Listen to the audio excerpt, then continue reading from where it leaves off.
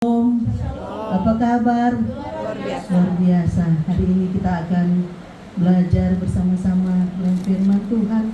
Dan hari ini kita belajar bersama-sama di dalam Ibrani 11 ayat yang ke-1 dengan perikop saksi-saksi iman. Sudah apa semua? Kita baca saya satu ayat saja. 2, 3. Iman adalah dasar dari segala sesuatu yang kita harapkan dan bukti dari segala sesuatu yang tidak kita lihat. Jadi dikatakan iman adalah dasar dari segala sesuatu yang kita harapkan dan bukti dari segala sesuatu yang tidak kita lihat. Kita hidup dalam dunia yang penuh dengan tantangan. Tidak ada orang yang bisa hidup tanpa tantangan. Karena lewat tantangan itu kita akan bertumbuh, iman kita akan bertumbuh, kepercayaan kita kepada Tuhan akan semakin meningkat. Jadi ketika orang berusaha mengalihkan perhatian kita kepada dunia, orang akan menikmati itu iman itu. Tetapi ketika orang melihat hal-hal yang orang tidak lihat, tetapi orang punya pengharapan kepada Tuhan dan itu belum terwujud, berarti itu adalah iman. Sekalipun belum melihat, belum mendengar, tetapi ketika orang berdoa, orang percaya bahwa segala sesuatu pasti Tuhan akan berikan. Bukan sesuai dengan orang keinginan, tetapi keinginan Tuhan. Jadi hari ini orang akan belajar bersama-sama tentang iman. Di dalam perjanjian lama dan perjanjian baru ada pengertian iman yang tertulis. Kalau di dalam perjanjian lama, iman diartikan sebagai memegang teguh. Kata iman sebenarnya dapat ditemukan dalam berbagai bentuk. Adapun arti dari memegang teguh ditujukan seperti sebuah janji seseorang. Jadi kalau orang menyaksikan baru-baru perjanjian nikah antara saudara Ben dan saudari Christine, banyak selamat, itu ada perjanjian seseorang. Tetapi orang perjanjian orang dengan Tuhan seperti sebuah janji seseorang sehingga dapat diamini dan dipercaya apabila diterapkan kepada Tuhan Allah. Maka kata iman berarti bahwa Allah harus dianggap sebagai yang teguh atau yang kuat. Umat Kristen harus percaya kepada Allah bahwa Allah adalah teguh dan kuat, Raja dari segala raja yang ada di bumi. Perjanjian lama menjelaskan lebih lanjut bahwa beriman kepada Allah berarti mengamini, bukan dengan terampai akal, tetapi dengan segenap kepribadian dan cara hidup kita. Karena di dalam perjanjian baru dijelaskan bahwa berarti mengamini dengan segenap kepribadian dan cara hidupnya kepada janji Allah. Jadi perjanjian baru ini adalah kelengkapan dari perjanjian lama tentang arti kata iman. Iman bukanlah sekedar harapan yang kosong, melainkan keyakinan yang kuat dan kokoh pada sesuatu yang belum terlihat, tetapi diyakini akan menjadi kenyataan di masa depan. Jadi ketika orang beriman, mungkin orang beriman dari yang lalu-lalu sampai saat ini, mungkin ada yang tak jawab atau yang belum, berarti itu waktu Tuhan, bukan waktu orang. Orang yakini akan menjadi kenyataan di masa depan. Secara lebih rinci, ayat ini diartikan sebagai berikut. Iman memberikan fondasi. Orang minggu lalu belajar tentang fondasi atau dasar yang dibangun di atas batu dan di atas pasir. Itu Ibu Gembala minggu lalu. Atau fondasi atau keyakinan yang kuat pada hal-hal yang kita rindukan dan harapkan dari Allah. Iman menjadi dasar yang kokoh untuk mempercayai bahwa janji-janji Allah digenapi. Iman memberikan keyakinan yang kuat pada hal yang tidak dapat dilihat oleh mata jasmani. Ketika orang beriman, bukan berarti orang minta langsung timbul di mata, atau itu langsung orang meminta sesuatu langsung turun dari langitnya. Dan itu ada DP proses. Iman adalah bukti nyata dari kebenaran Allah dan realitas kerajaan yang tidak terlihat. Bahwa iman adalah keyakinan yang kuat dan bukti yang nyata yang mendasari harapan kita kepada Allah, bahkan pada hal-hal yang belum kita lihat. Orang akan belajar di sini ada 3 hal yang harus orang butuhkan di dalam iman ini dia. Yang pertama, kita memerlukan iman karena harapan kita umumnya belum terwujud. Sandaran kita bukanlah mata kita, melainkan pribadi Allah yang tidak dapat kita lihat dengan mata. Jadi di sini dikatakan bahwa torang pesandaran, torang pe iman itu kepada Tuhan, bukan kepada yang so dapat lihat kung torang baru beriman, itu bukan. Tetapi yang belum torang lihat, torang belum nikmati, itu torang pe iman. Di dalam 2 Korintus 5 ayat yang ke-7. Sebab hidup kami adalah hidup karena percaya, bukan karena melihat. Jadi di sini orang memerlukan iman. Siapa orang perlu iman? Karena iman itu dikatakan hidup bukan karena melihat, tetapi karena percaya. Jadi orang belum melihat, tetapi orang percaya, itulah bukti iman. Iman adalah dasar hidup orang percaya, bukan berdasarkan apa yang terlihat. Yang kedua dikatakan, kita harus beriman terhadap pengharapan yang kita miliki, agar kita bisa menyadari bahwa apa yang ditawarkan dunia ini tidak berarti bila dibandingkan dengan pengharapan yang kita miliki. Jangan biarkan diri Anda terpesona oleh kenyamanan yang semu yang nampaknya dimiliki orang-orang yang tidak beriman. Di dalam Yakobus 2 ayat 17-18, kita harus beriman. Demikian juga halnya dengan iman. Jika iman itu tidak disertai perbuatan, maka iman itu pada hakikatnya adalah mati. Tetapi mungkin ada orang berkata kepadamu, ada iman padaku, ada perbuatan. Aku akan menjawab dia, tunjukkanlah kepadaku imanmu itu tanpa perbuatan, dan aku akan menunjukkan kepadamu imanku dari perbuatan-perbuatanku. Jadi di sini katakan mengapa kita harus beriman. Iman sejati selalu menghasilkan tindakan nyata. Jadi iman itu menghasilkan tindakan nyata, bukan yang nyata, tetapi yang nyata. Karena setiap orang memiliki kerinduan, orang masing-masing memiliki doa-doa yang mungkin orang lain boleh tahu, hanya kita dan Tuhan yang tahu. Itu adalah bukti nyata ketika orang menikmati setiap apa yang Tuhan berikan dalam orang kehidupan. Dan yang ketiga, bagaimana respon berupa sikap dan tindakan yang digerakkan oleh iman dari tokoh-tokoh iman dalam bacaan Alkitab hari ini. Jangan mengasihani diri dan beranggapan bahwa diri adalah orang yang paling menderita. Perhatikanlah teladan tokoh-tokoh iman dalam Alkitab. Di dalam 1 Petrus 5 ayat 8-9. Sadarlah dan berjaga-jagalah, lawanmu si iblis berjalan keliling sama seperti singa yang mengaum-ngaum dan mencari orang yang dapat ditelannya. Terus lawanlah dia dengan iman yang teguh, sebab kamu tahu bahwa semua saudaramu di seluruh dunia menanggung penderitaan yang sama.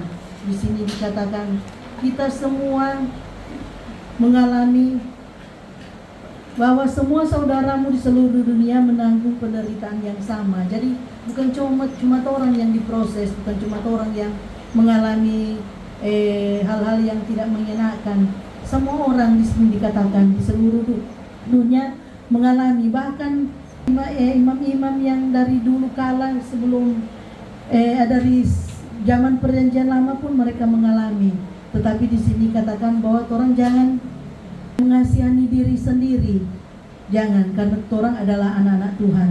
Kita semua mengalami masalah, persoalan, tantangan, proses hidup, pergumulan kehidupan yang sama, tetapi dengan proses yang berbeda-beda. Jadi Tuhan proses orang sesuai dengan orang kemampuan. Yang ada bilang, terlalu berat kita pe masalah, kita pe problem. Yang ada, karena Tuhan kasih orang sesuai dengan orang pe kemampuan, orang pe iman. Kalau orang rasa berat, orang bersyukur, berarti itu orang pe level, berarti so lebih meningkat. Kalau orang masih proses, cuma nyak ada beras, nyak ada gulanya, itu termasuk ringan.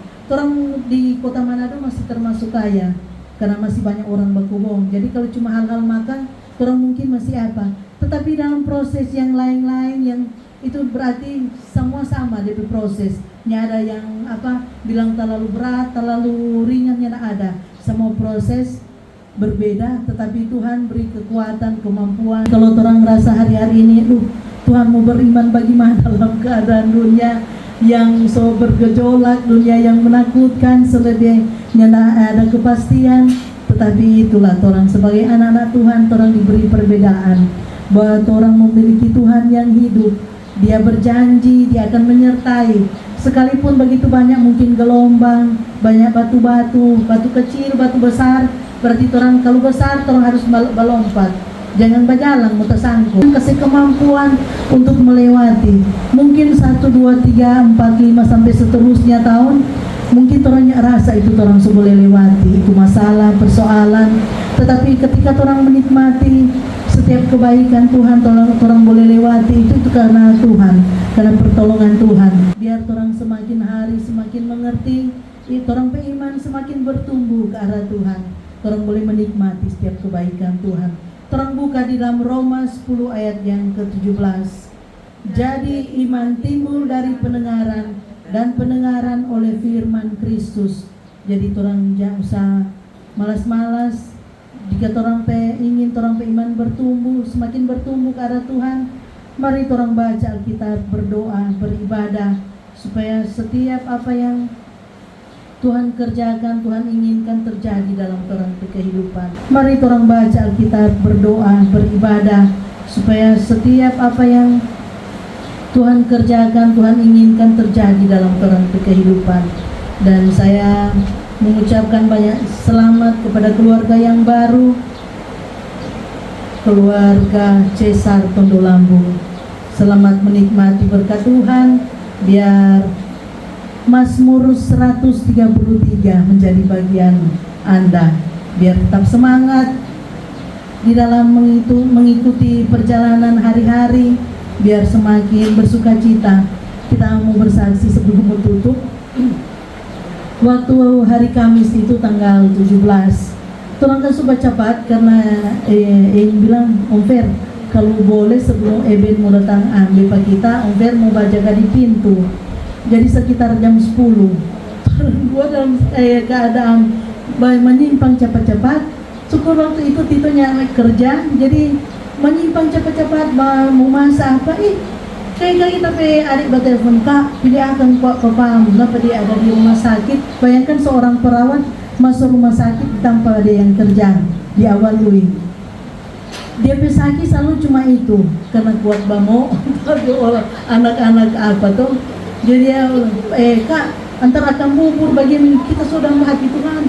Dia pertama tanya, Kak sibuk? Aduh sibuk sekali hari ini. Aduh Kak, bagaimana dan? Kuntang iyo, siapa ini dia? Antara kamu bubur Pak Papa. Dia ada di apa DP tempat kerja sana. Kung kita pikir Tuhan, ini sejam kita bilang, Dek, kita hari ini ada orang pejamaat kawin. Kung mau singers jam berapa Kak? Jam 10. Kak, setengah 10 ini. Itu mau bilang apa? Kita bilang kalau boleh sore jo kita pulang dari itu biar acara malam dan mau bakuriki. Dia bilang, oh biar jodan tunggu ta telepon. Sementara itu dia ada telepon lagi masuk, Om Dedi, Fer, mau aku dapat di mana kan? Mungkin ada itu gembala titipan untuk so lebih bingung ini mau aku janji akan. Baru abis Dedi tutup ada lebat telepon ada hamba Tuhan yang berkati 4 orang mau minta alamat, mau antar tuh barang. Sudah ini Tuhan bagaimana ini kita semua ngaku mau antar bubur. Jadi orang P1 sudah pada di Odet nanti baku ulang baku dapat di mana. Yang ketiga itu barang mau antar kung kita ini Tuhan konti topi apa dong. Kalau Om titip di warung 4 orang situ Paroi. Oh iya sudah selesai ini, ganti semua. Om Dedi sudah yang tapi adik bertelepon, Kak sudah dia semua pulang rumah sakit mau rawat jalan, merantar juga tuh bubur ke rumah. Jadi kita bilang dia nanti kita antar tuh bubur ke dendengan sudah serta kayak dia bilang oh sudah Jo. Nanti sore ikut pulang merantar juga barang 4:30. Oh boleh. Orang pulang dari pemberkatan mau bikin panas dan bubur. Sudah orang itu dia. ini barang yang orang terima ada hamba Tuhan kasih pada orang ini orang selama ada minta matang selupa sunyana ingat Nona bilang begini susah yang kata kita Jawa bacuci jadi ini mau minta orang beli mesin cuci mari lemak nanti kalau sudah kerja baru mau beli sudah orang selupa itu mungkin 2-3 tahun lalu orang kita harap begini orang kalau udah mesin tumpah air terbatas apalagi kok panas begini mau cuci bagaimana orang listrik token sering-sering berbunyi kita itu orang bilang sudah Jo kita masih boleh bakuca Jo orang harap itu mesin manual jadi gampang dan orang mau pakai sudah pulang dari sana sampai di rumah kita lihat kayak nih mesin kecil kita harap sesuai dengan kita pada ternyata itu mesin otomat kok orang minta pakai so kung ini air orang kan terbatas nyanda mau aduh Tuhan bagaimana kan berkat berkat jadi Tuhan mau bikin bagi Tuhan terima kasih kita papa bikin itu air apa semua dan so jadi mertua minta kalau dia mau berputar berapa lama sampai air mau habis atau nyala ini mesin air mau panas atau itu orang banyak pertimbangan tapi kita mengucap syukur Tuhan terima kasih Jo karena waktu setiap ini hamba Tuhan ini berkati pada orang dia cuma bilang begini jangan berterima kasih kepada saya berterima kasih kepada Tuhan dan biar apa yang dia berikan pada orang dan itu boleh mempermuliakan nama Tuhan. Jadi setiap kali dia orang berterima kasih dia bilang jangan berterima kasih kepada saya adalah saluran. Begitu setiap kali dia berkati pada orang kita dalam hati Tuhan tahu kita pikirin uang bukan yang begini. Ya kan? Mari kita Tuhan terima kasih karena mau bilangnya sesuai harapan. Percaya bahwa segala sesuatu apa yang Tuhan buat dalam orang kehidupan sampai yang terkecil pun Tuhan tahu karena kita seberapa minggu mau masuk gereja kalau tak pakai itu tapi selalu itu nona aja marah apalagi kita melayani mama cukanti Jo kita sering boleh pakai yang ada hak tinggi kita kalau pulang sakit sekali tapi buku-buku jadi kita mesti pakai yang rata begini supaya anak mau sakit jadi semua juga pakai itu pakai juga kita punya karena dia ada beli sepatu pakai juga kita punya supaya rata biar juga apa-apa Tuhan itu tahu setiap orang keperluan kita orang kebutuhan ketika orang beriman bertumbuh mau bilang masalah besar kalau masalah kecil kekontorannya mampu mengatasi paling mau bikin orang mumet orang mau sendiri galau sendiri tetapi kalau orang mau lihat bahwa biar muka masalah kecil masalah besar Tuhan pasti tahu apa yang jadi orang kerinduan ini sepatu ini udah datang hari Senin orangnya nak pikir ini udah paham padahal saya ingat mau beli Jo kalau ada doi orang bilang mak beli Jo orang dua kalau ada doi dia datang sendiri orang dalam dalam hati kita dalam hati Tuhan Nona bilang ini manjurkan tapi doa minta tas Tuhan kasih tas minta sepatu Tuhan kasih sepatu minta apa dia pulang lagi dia bawa tas dia bilang mak tuh mau suka tas ini kenapa kita semua akan tas baru kok kita dalam hati Tuhan itu luar biasa jadi kalau orang hari-hari ini orang mulia hari-hari semakin nyanak menentu orang percaya orang Tuhan itu Tuhan yang besar dia adalah penentu orang pejalan kehidupan jadinya usah bimbangnya usah takutnya usah ragu percaya Tuhan pasti mau tolong orang kehidupan orang segala sesuatu Tuhan yang memberi orang buka ya dalam ayat yang terakhir Ibrani 11 ayat yang ke-6 Ibrani 11 ayat yang ke-6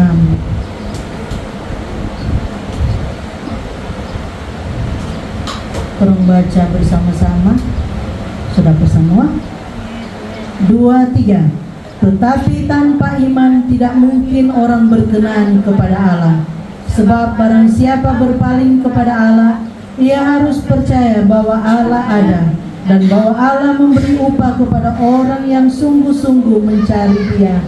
Di sini dikatakan tak ada yang bahwa Tuhan memberi upah kepada orang-orang yang sungguh-sungguh mencari Dia. Bahwa Tuhan itu, Tuhan itu nyak pernah lalai. Dia tahu apa yang menjadi orang pe bagian masing-masing. Dia beri orang kekuatan, kemampuan. Orang buka satu ayat terakhir di dalam Matius 17 ayat yang ke-20. Matius 17 ayat yang ke-20.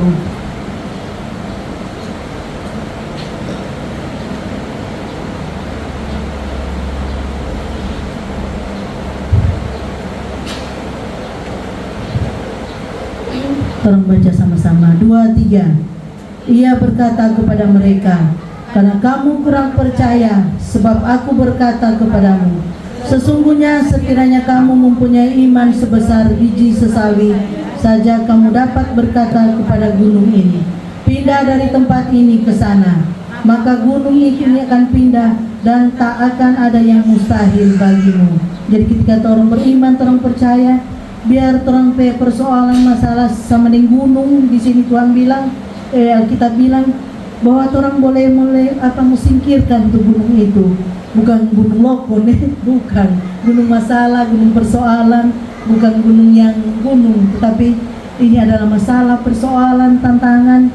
Bahwanya ada yang mustahil bagi orang. Ketika orang percaya, orang beriman bahwa Dialah yang besar, yang sanggup menolong orang. Amin. Firman Tuhan.